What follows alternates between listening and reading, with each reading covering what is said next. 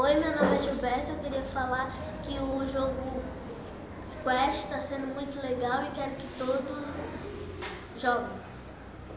Eu tô achando bem legal porque o professor tá deixando a gente fazer vários movimentos.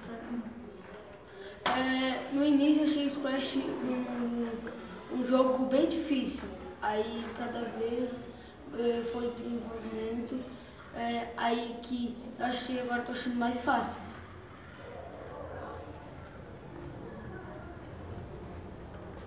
Oi, meu nome é Ana Júlia.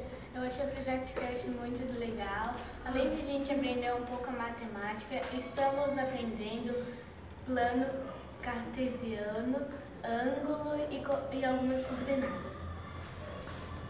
Eu acho o projeto de Squash muito legal, que a gente está aprendendo matemática, planos artesianos e